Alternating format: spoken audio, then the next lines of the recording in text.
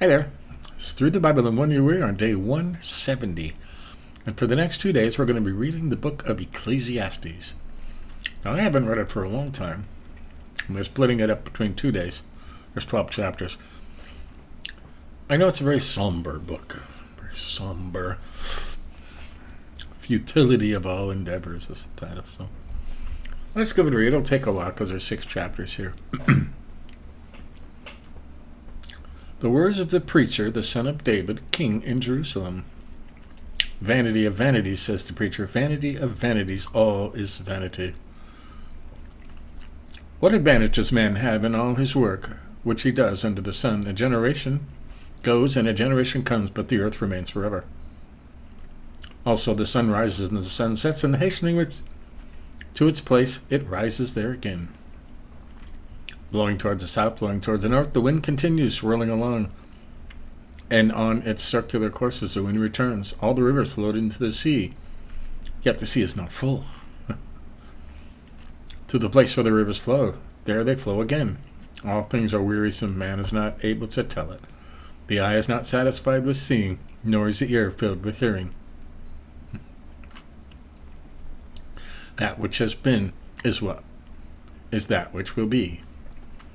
And that which has been done is that which will be done. So there is nothing new under the sun. And I see, you thought somebody made that up, huh? It's right there in Ecclesiastes. There's nothing new under the sun. All right? I would highlight that if I could. I say that all the time. Is there anything of which one might say, see, this, it is new. Already it has existed for ages, which were before us. There is no remembrance of earlier things, and also of the later things which will occur. There will be for them no remembrance among those who will come later still. Kind of somber, huh? The futility of wisdom. Now, Solomon wouldn't agree with this. I, the preacher, have been king over Israel in Jerusalem. And I set my mind to seek and explore by wisdom concerning all that has been done in heaven, has been done under heaven. It is a grievous task which God has given to the sons of men to be afflicted with. I have seen all the works which have been done under the sun, and behold, all is vanity and striving after wind. What is crooked cannot be straightened, and what is lacking cannot be counted. I said to myself, behold, I have magnified and increased wisdom more than all who were over Jerusalem before me. And my mind has observed, sounds like it's written by Solomon, huh? A wealth of wisdom and knowledge. And I set my mind to know wisdom and to know madness and folly. And I realized that this also is striving after wind. Because in much wisdom there is much grief, and increasing knowledge results in increasing pain. You got that? Sad, huh? Chapter 2. The futility of pleasure and possessions. It's something we could all learn, huh? I said to myself, come now, I will test you with pleasure. So, enjoy yourself, and behold, it too was futility. I said of laughter, it is madness, and of pleasure, what does it accomplish? I explored with my mind how to stimulate my body with wine while my mind was guiding me wisely, and how to take hold of folly until I could see what good there is for the sons of men to do under heaven the few years of their lives. I enlarged my works, I built houses for myself, I planted vineyards for myself, I made gardens and parks for myself, and planted in them all kinds of fruit trees. I made ponds of water for myself from which to irrigate forests and growing trees. I bought male and female slaves, and I had home-born slaves. Also, I possessed flocks and herds larger than all who preceded me in Jerusalem. Also, I collected for myself silver and gold and treasure of kings and provinces. I provided for myself male and female singers and pleasures of men, many concubines. Yes, Solomon was the richest man who ever lived, okay? And also the wisest. Then I became great and increased more than all who preceded me in Jerusalem. My wisdom also stood by me. All that my eyes desired, I did not refuse them. I did not withhold my heart from any pleasure, for my heart was pleased because of all my labor, and this was my reward for all my labor. Thus I considered all my activities which my hands had done, and the labor which I had exerted, and behold, all was vanity and striving after wind. There was no profit under the sun. Wisdom excels folly. So I turned to consider wisdom, madness, and folly. For what will man do? For what will the man do will come after the king, except what has already been done. And I saw that wisdom excels folly, as light excels darkness. The wise man's eyes are in his head, but the fool walks in darkness. And yet I know that one fate befalls them both. And I said to myself, as is the fate of the fool, it will also befall me. Why then have I been extremely wise? So I said to myself, this too is vanity, for there is no lasting remembrance of the wise man, as with the fool, inasmuch as in the coming days all will be forgotten. And how the wise man and the fool alike die. So I hated life, for the work which had been done under the sun was grievous to me, because everything is futility and striving after wind. What a low point in his life, huh? Thus I hated all the fruit of my labor for which I had labored under the sun, for I must leave it to the man who will come after me. And who knows whether he will be a wise man or a fool? Yet he will have control over all the fruit of my labor for which I have labored by acting wisely under the sun. This too is vanity. Therefore I completely despaired of all the fruit of my labor for which I had labored under the sun. Where there is a man who has labored with wisdom, knowledge, and skill, then he gives his legacy to one who has not labored with them. This too is vanity and a great evil. Okay.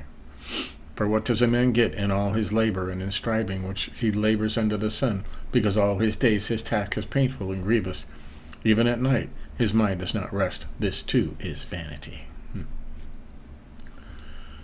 There is nothing better for a man than to eat and drink and tell himself that his labor is good. This also I have seen, that it is from the hand of God. For who can eat and who can have enjoyment without him? True. For to a person who is good in his sight he has given wisdom and knowledge and joy, while to the sinner he has given a task of gathering and collecting, so that they may give to one who is good in God's sight. This too is vanity and striving after wind. Now if you're old like me, you will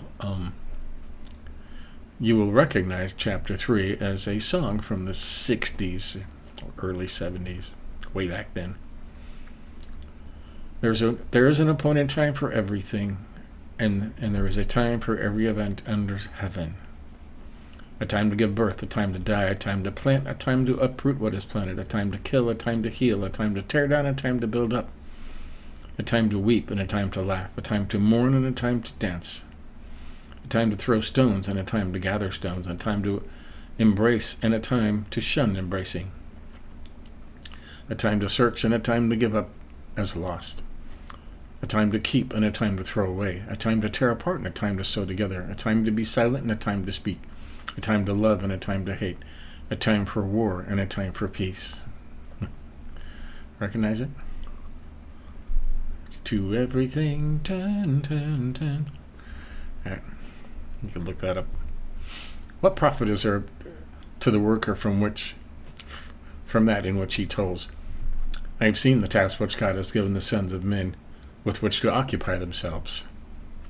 He has made everything appropriate in its time. He has also set eternity in the heart, yet so that man will not find out the work which God has done from the beginning, even to the end. I know that there is nothing better for them than to rejoice and to do good in one's lifetime. Moreover, that every man who eats and drinks sees good in all his labor. It is a gift of God. I know that everything God does will remain forever. There is nothing to add to it, and there is nothing to take from it. For God has so worked that men should fear him. That which has been already, and that which has already been, for God seeks what has passed by. Furthermore, I have seen under the sun that the place of justice where there is wickedness, and there is the place of the righteousness there is. Wow, let's try that again. Furthermore, I have seen under the sun that in the place of justice there is wickedness, and in the place of righteousness there is wickedness. Wow. I said to myself, God will judge both the righteous man and the wicked man, for a time for every matter and for every deed is there. I said to myself concerning the sons of men, God has surely tested them in order for them to see that they are but beasts. For the fate of the sons of men and the fate of beasts is the same. As one dies, so dies the other. Indeed, they all have the same breath, and there is no advantage for man over beast, for all is vanity. All go to the same place. All came from the dust, and all return to the dust. Remember that one? Who knows that the breath of man exceeds upwards, and the breath of the beast descends downwards to the earth. I have seen that nothing is better than that man should be happy in his activities, for that is his lot. For who will bring him to see what will occur after him? You should be happy in your work. The evils of oppression. Chapter 4. Then I looked again at all the acts of oppression which were being done under the sun, and behold, I saw tears of the oppressed, and that they had no one to comfort them, and on the side of their oppressors was power, but they had no one to comfort them. So I congratulated the dead who are already dead more than the living who are still living. But better off than both of them is the one who has never existed, who has never seen the evil activity that is done under the sun. I've seen that every labor and every skill which is done is the result of rivalry between man and his neighbor. This too is vanity, and striving after wind. The fool folds his hands and consumes his own flesh. One handful of rest is better than 2 fistfuls of labor and striving after wind. Then I looked again at vanity under the sun. Then there was a certain man without a dependent, having neither son nor brother, yet there was no end to all his labor. Indeed, his eyes were not satisfied with riches, and he never asked. And for whom I am laboring, he never asks, and for whom I am laboring and depriving myself of pleasure. This too is vanity, and it is a grievous task. 2 are better than 1 because they have good return for their labor. For if either of them falls, the one will lift up his companion, but woe to the one who falls, for there is not another to lift him up. Furthermore, if two lie down together, they keep warm, but how can one be warm alone? And if one can overpower him who is alone, 2 can resist him. A cord of 3 strands is not quickly torn apart. A poor yet wise lad is better than an old and foolish king who no longer knows how to receive instruction. For he has come out of prison to become king, even though he was born poor in his kingdom. I have seen all the living under the sun to the side of the second lad who replaces him. There is no end to all the people, to all who were before them, and even the ones who will come later, and will not be happy with him. For this too is vanity, and striving after wind. Wow. Your attitude towards God. Guard your steps as you go to the house of God, and draw near to listen rather than to offer the sacrifice of fools, for they do not know they are doing evil. Do not be hasty in word or impulsive in thought to bring up a matter in the presence of God, for God is in heaven and you are on the earth. Therefore let your words be few, for the dream comes through much effort, and the voice of a fool through many words. When you make a vow to God, do not be late in paying it, for he takes no delight in fools. Pay what you vow. It is better that you should not vow than you should vow and not pay. Don't let your speech cause you to sin, and do not say in the presence of the messenger of God that it was a mistake. Why should God be angry on account of your voice and destroy the work of your hands? For in many dreams and in many words there is emptiness. Rather, fear God. If you see oppression of the poor and denial of justice and righteousness in the province, do not be shocked at the sight, for one official watches over another official, and there are higher officials over them. After all, a king who cultivates the field is an advantage to the land. The folly of riches. There's still 3 chapters to go. He who loves money will not be satisfied with money, nor he who loves abundance with its income. This too is vanity. When good things increase, those who consume them increase. Right. So what is the advantage to the owners except to look on? The sleep of the working man is pleasant, whether he eats a little or much, but the full stomach of the rich man does not allow him to sleep. Right. There is a grievous evil which I have seen under the sun, riches being hoarded by their owner to his hurt. When those riches were lost through a bad investment, and he had fathered a son, there was nothing to support him, and he had come naked from his mother's womb, so he will return as he came. He will take nothing from the fruit of his labor that he can carry in his sand. There is also a grievous evil, exactly as man is born, thus will he die. So, what is the advantage to him who toils for the wind? Throughout his life he also eats in darkness with great vexation, sickness, and anger. Wow. Here's what I have seen to be good, fitting, to eat, to drink, enjoy oneself in all one's labor, in which he toils under the sun during the few years of his life, which God has given him. For this is his reward. Furthermore, as for every man to whom God has given riches and wealth, he has also empowered him to eat from them, to receive his reward and rejoice in his labor. This is the gift of God, for he will not often consider the years of his life, because God keeps him occupied with the gladness of his heart. Okay, chapter 6, the futility of life. There is an evil which I have seen under the sun, and it is prevalent among men, a man to whom God has given riches and wealth and honor, so that his soul lacks nothing of all that he desires, yet God has not empowered him to eat from them, for a foreigner enjoys them. This is vanity and a severe affliction. If a man fathers 100 children and lives many years, however many they be, but his soul is not satisfied with good things, and he does not even have a proper burial, then, I say, better the miscarriage than he, for it comes in futility and goes into obscurity, and its name is covered in obscurity. It never sees the sun and never knows anything. It is better off than he, even if the other man lives 1,000 years twice and does not enjoy good things. Do not all go to one place, the grave, right?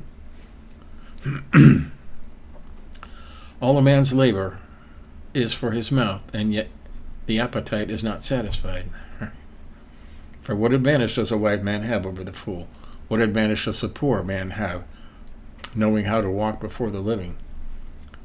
What the eyes see is better than what the soul desires. This, too, is futility and striving after the wind. Whatever exists has already been named, and it is known what man is, for he cannot dispute with him who is stronger than he is. For there are many words which will increase futility.